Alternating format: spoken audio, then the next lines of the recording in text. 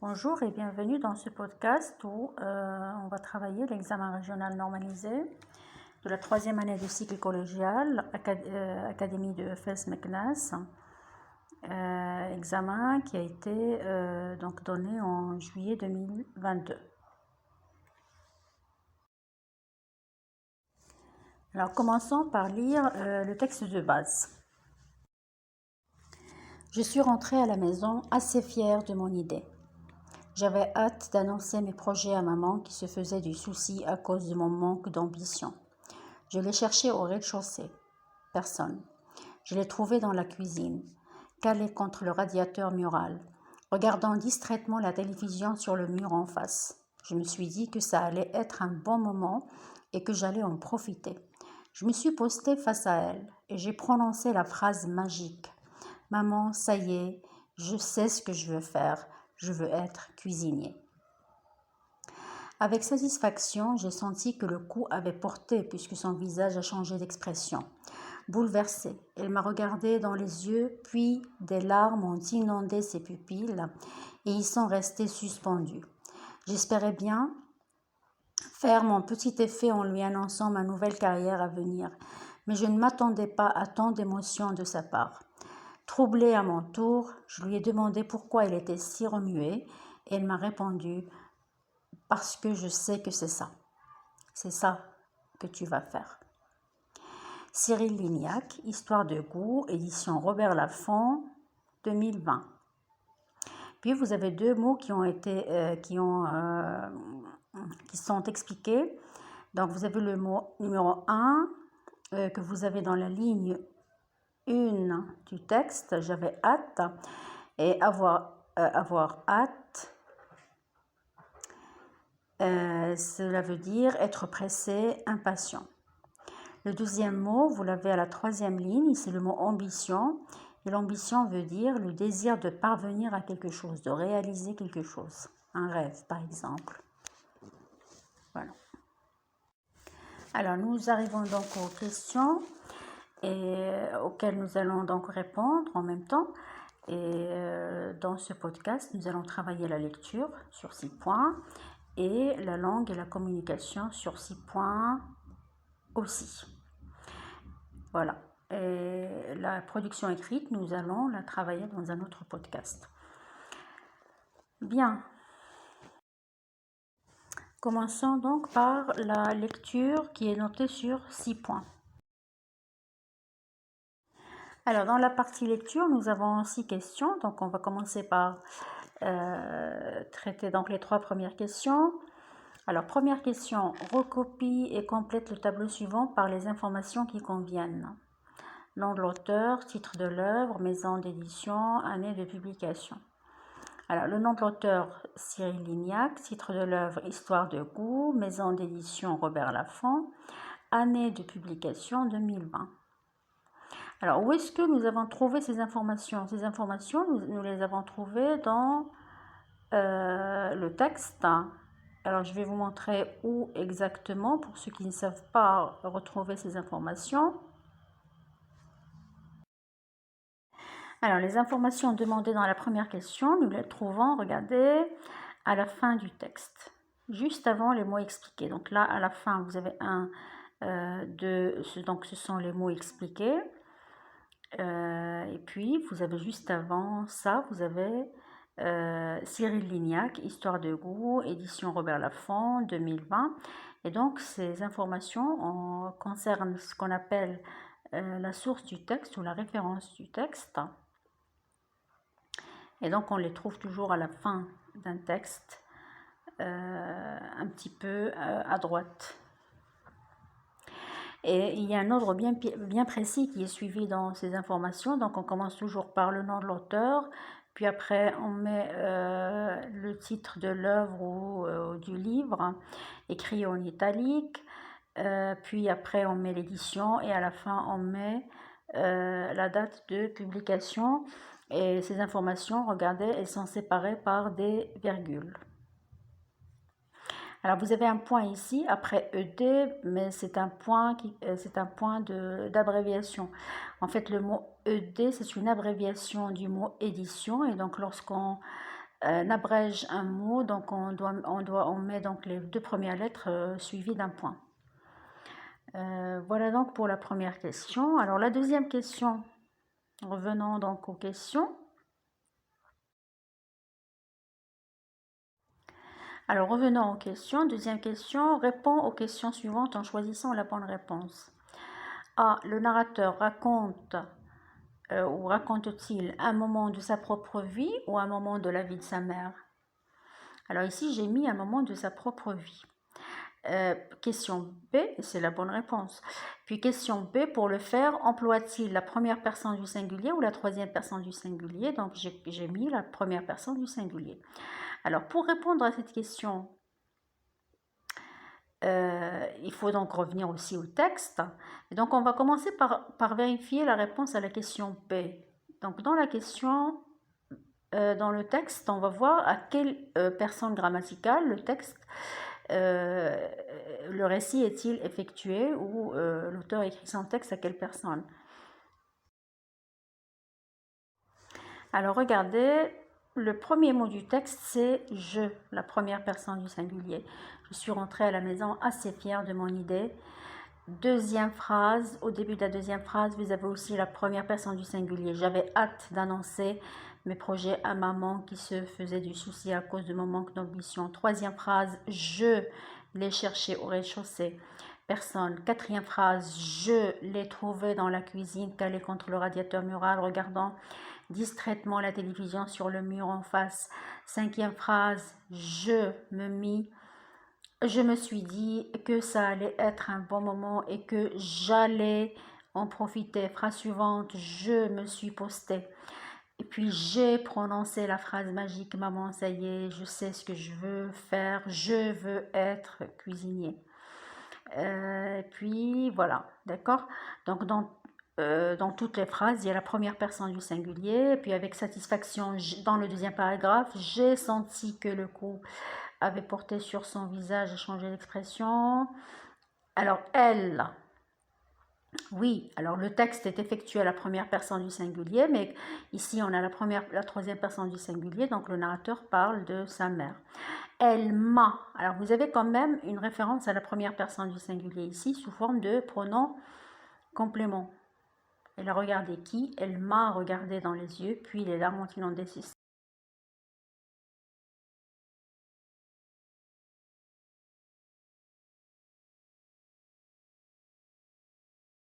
Revenons aux questions. Alors, on est toujours dans la question 2. Maintenant, si le texte était écrit à la troisième personne du singulier, le narrateur, dans la question A, on n'aurait pas répondu que le narrateur raconte un moment de sa propre vie, mais qu'il racontait un moment de la vie de sa mère. D'accord? Donc, puisque le texte est écrit à la première personne du singulier, donc le narrateur raconte un moment de sa propre vie. Troisième question, quelle idée le narrateur avait-il hâte d'annoncer à sa mère? L'idée que le narrateur avait hâte d'annoncer à sa mère est qu'il savait ce qu'il voulait faire, il voulait être cuisinier. Donc c'est ça l'idée qu'il voulait annoncer à sa mère. Il est maintenant sûr de ce qu'il veut faire, il veut être cuisinier. D. Pourquoi sa mère se faisait-elle du souci à propos de son fils? La mère se faisait du souci à propos de son fils à cause de son manque d'ambition. Donc la mère s'inquiétait pour son fils car elle voyait un petit peu qu'il n'avait pas une ambition particulière, qu'il n'avait pas un projet d'avenir. Et donc c'est ça qui l'inquiétait. Se faire du souci, ça veut dire s'inquiéter. Alors la réponse à la question 3, nous l'avons dans le premier paragraphe, que ce soit pour la question A ou la question B. Alors dans la question A, nous avions donc la question A, quelle idée le narrateur avait-il hâte d'annoncer à sa mère? Vous avez ça dans la première ligne. J'avais hâte d'annoncer mes projets à maman. Donc si vous mettez le narrateur avait hâte d'annoncer ses projets à sa maman, c'est correct, mais dans la question on demande l'idée précisément. Alors l'idée précisément, vous l'avez à la fin du premier paragraphe. Je sais ce que je veux faire, je veux être cuisinier.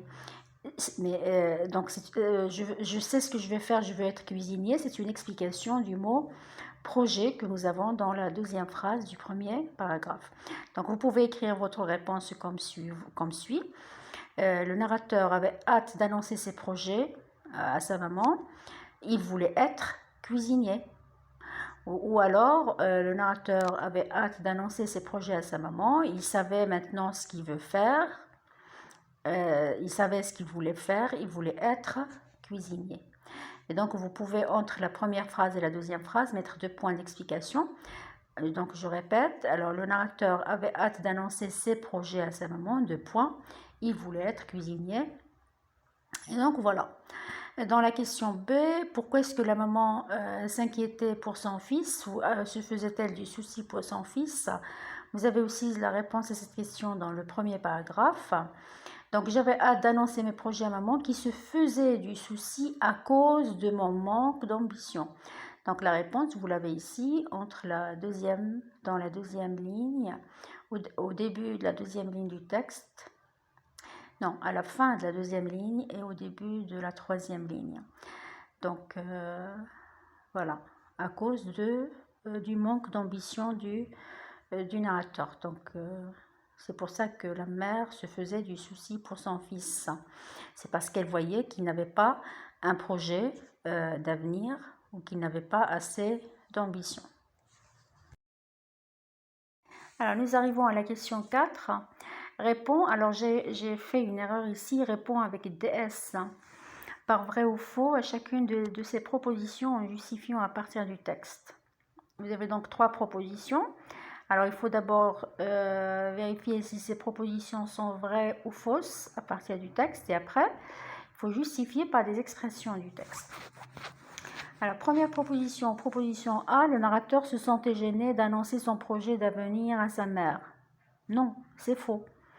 Alors pourquoi? Parce que dans le texte, qu'est-ce qu'il dit? Il dit « J'étais assez fière de mon idée. J'avais hâte d'annoncer mes projets à maman. » Donc, il ne se sentait pas gêné. Au contraire, il était fier, il avait hâte. Non, c'est faux. Alors, petit b, donc je vais vous montrer les expressions dans le texte tout à l'heure. B, il était surpris par la forte réaction de sa mère. C'est vrai. Vous avez, en effet, on peut relever dans le texte l'expression « Je ne m'attendais pas à tant d'émotions de sa mère ». Lorsqu'on dit « Je ne m'attendais pas », cela veut dire qu'il était, lorsqu'il dit « Je ne m'attendais pas », cela veut dire qu'il était surpris. Sa mère a eu une réaction très forte, ça veut dire qu'elle était très émue en écoutant, en entendant dire que son fils avait des projets et qu'il savait ce qu'il voulait faire et qu'il voulait être cuisinier. Petit c, sa mère est émue car elle savait ce que ferait son fils. C'est vrai. Pourquoi? Parce qu'il dit dans le texte, parce que je sais que c'est ça. C'est ce que tu vas faire. Alors, vérifions tout de suite ces réponses dans le texte. Alors, pour la question 4, donc j'ai mis dans le texte, regardez les expressions en vert ici. Ce sont les expressions qui servent à justifier chacune des 3 propositions. Donc, la première proposition, assez fière de mon idée, j'avais hâte, c'est l'expression qu'on va utiliser pour justifier la première proposition. Donc, la première proposition était fausse. Le narrateur n'était pas gêné d'annoncer ses projets, au contraire, il était assez fier et il avait hâte. Ça veut dire qu'il était impatient, il voulait très rapidement annoncer ses projets à sa mère. Dans la deuxième proposition, il était surpris. C'est vrai, oui. Alors, vous avez donc la phrase ici, à la fin du deuxième paragraphe. « Je ne m'attendais pas à tant d'émotions de sa part. » La mère était très émue. Oui, c'est vrai. Pourquoi? Parce qu'elle savait ce que son fils voulait faire. Et c'est ce qu'elle dit dans la dernière phrase du texte. parce que je sais que c'est ça ce que tu vas faire. Revenons donc aux questions. La question 5, j'ai senti que le coup avait porté. Que veut dire cette expression? Est-ce que le narrateur veut dire qu'il a produit un effet sur sa mère, qu'il a été frappé par sa mère ou qu'il a été négligé par sa mère? Eh bien, cette expression « j'ai senti que le coup avait porté » veut dire que que ce qu'a dit le narrateur a produit un effet sur sa mère. En effet, il a été très ému. Sixième question, que préfères-tu choisir toi-même que préfères-tu, choisir toi-même ton métier d'avenir ou laisser tes parents choisir à ta place? Dis pourquoi en une phrase. Alors, vous exprimez votre point de vue comme vous voulez. Il y en a qui préfèrent, il y en a qui veulent être aidés par leurs parents. Alors, moi, j'ai mis ici donc deux exemples de réponses.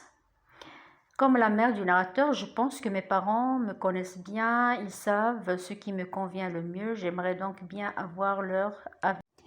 Alors, deuxième point de vue, ça peut être par exemple, il faut aimer son métier et avoir les compétences qui conviennent pour l'exercer. C'est pour cette raison que je préfère choisir mon métier moi-même.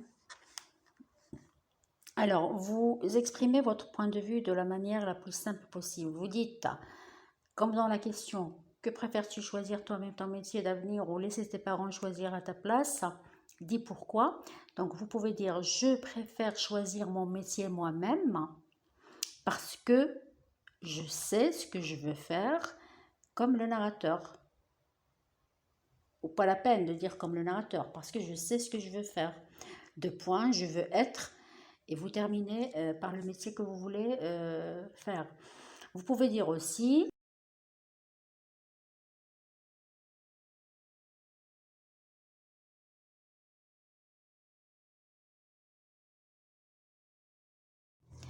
la langue et communication est notée aussi comme la lecture sur 6 points. Alors, on va donc commencer par la première et la deuxième question. Première question, relève dans le texte un moyen pour exprimer la cause. Donc j'ai relevé le mot parce que. On va voir tout à l'heure où est-ce qu'il se situe dans le texte. Et puis dans la deuxième question relève dans le premier paragraphe un adjectif et dans le deuxième paragraphe un nom qui appartiennent au champ lexical des sentiments. Alors, dans le premier paragraphe, on peut relever l'adjectif fier qui exprime un sentiment.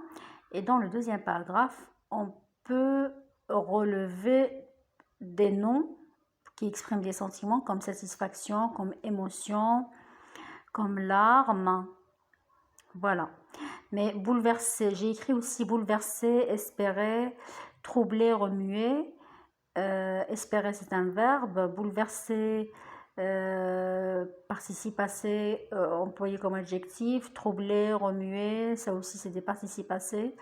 On va voir si dans le texte ils sont employés comme adjectif, mais en tout cas, ce qu'il faut écrire, là j'ai mis plusieurs mots qui expriment des sentiments, mais en fait, il faut écrire fier comme adjectif qu'il faut relever dans le premier paragraphe. Et vous écrivez soit satisfaction, soit émotion comme nom qu'il faut relever dans le deuxième paragraphe, et c'est tout. D'accord?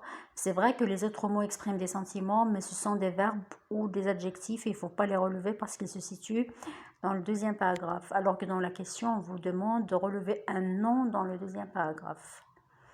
Voyez?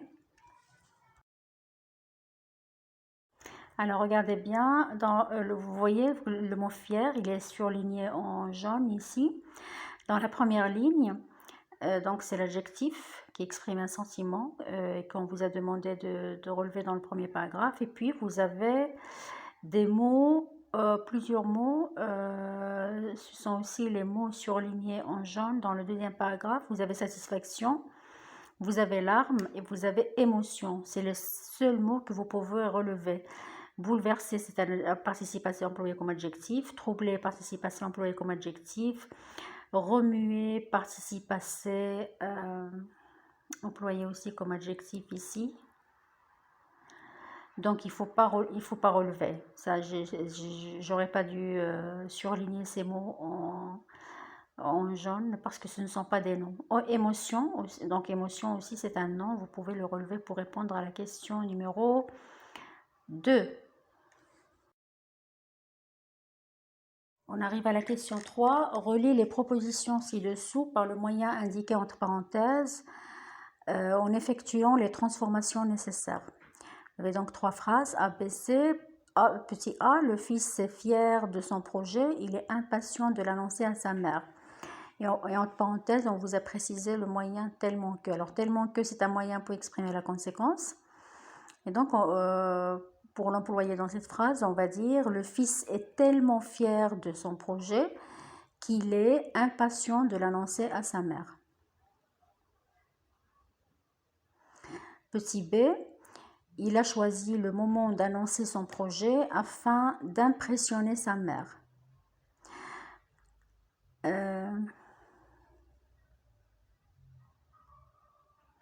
Excusez-moi, donc là j'ai écrit la réponse avant la question. Alors, je répète, je lis la question d'abord. Il a bien choisi le moment d'annoncer son projet, virgule, impressionner sa mère. Et il faut utiliser afin de. Alors, il a bien choisi la réponse, il a bien choisi le moment d'annoncer son projet afin d'impressionner sa mère. Question C, au petit c, j'accepte de te, la phrase C. J'accepte de te laisser choisir cette branche, tu fais encore des efforts. Et entre parenthèses, vous avez donc à condition que. Alors, afin de, c'est une expression de but. À condition que, c'est une expression de condition. Donc, pour répondre à cette question, donc on va dire j'accepte de te laisser choisir cette branche à condition que tu fasses encore des efforts. Et là, avec à condition que, on doit conjuguer le verbe juste après au subjonctif. Donc dans la phrase B, avec afin de, on a mis, il faut mettre l'infinitif après la préposition de. Voilà donc pour la question 3. Question 4, recopie et complète le texte suivant en mettant chaque moyen à la place qui convient. Voilà, donc j'ai répondu, vous avez les réponses directement, malgré l'opposition. Alors vous avez car, malgré, meilleur et comme. Malgré l'opposition de ses parents qui voulaient qu'elle soit architecte, Amina voulait être sage-femme. Elle a défendu son choix avec une volonté dure, comme le fer. Elle a choisi ce métier car il convenait à ses goûts de toujours venir en aide à la chère personne qui nous a tous donné la vie, la mère. Elle est aujourd'hui heureuse d'exercer un des meilleurs métiers du monde. Donc là j'ai écrit aussi une erreur, c'est pas elle est aujourd'hui heureuse, elle est aujourd'hui heureuse. Question 5, mets les verbes entre parenthèses au ton et au mode qui conviennent, bien que le salaire que je touche, le verbe être. Alors on va mettre le verbe être ici au subjonctif, pourquoi? Parce que l'opposition est exprimée par bien que et avec bien que est toujours suivi d'un subjonctif. Donc bien que le salaire que je touche soit insuffisant, ce métier me plaît et me passionne.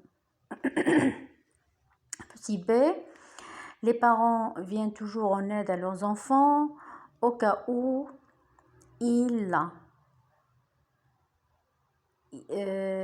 ont le verbe avoir.